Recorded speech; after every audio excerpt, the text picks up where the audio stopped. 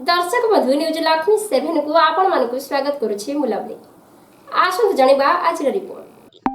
कुंबिंग operation परे तेजिले ग्रामवासी घेरिले नीलगिरी थाना।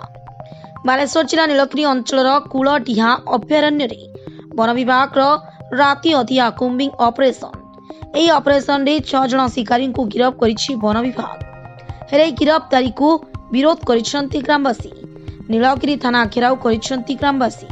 खबर अनुसार बुधवार कूलडीहा वन विभाग, शिमिलपाल टाइगर प्रोटेक्शन फोर्स और नीलगिरी पुलिस पक्षर मिलित चढ़ौरी डेउच खाल अंचल 6 जन को गिरफ्त करा निकटू 6टी देशी बंदूक जबत करा। 2 दिन तले शिकारी गुड़ी वन कर्मचारी गुरुतर हेबा परे एक्शन मोड को आसी कूलडीहा वन विभाग। गोटे दिन पूर्व वन विभाग और पुलिस पक्षर एक मल्ली पणिया ठारे बंदूक तैयारी कारखाना उपरे चढ़ऊ करतिला।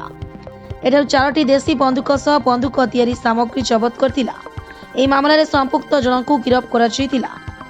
वन अधिकारी खाली बंदूक कारखाना ठाप करतिला। या सह सेठारु फड़ारे बंदूक मिलुथिबा सूचना पाइथिले वन कर्मचारी। तेबे 2 शिकारी को गिरफ्त करिबा वन विभाग को अडुआरे पकाइछि। एपरिक नीलगिरी थाना घेराव करिसंती ग्रामवासी। बारीपदा आरसीसीएफ प्रकाश गुपनानी पहुंची तदंत करुथिबा बेले आगकू दृढ़ कार्यानुष्ठान ग्रहण कराଯିयो बोली कहिसंती। Bureau report news Lakshmi 7।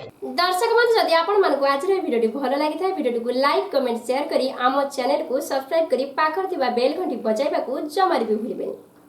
एमिति देश दुनियार भलमंद खबर जानिबा पई आम सह जोडी होई रहंतु। आपण माने देखुछंती न्यूज लक्ष्मी 7 रहुची। नमस्कार। पुणी देखाइबो आउ एक वीडियो माध्यम रे।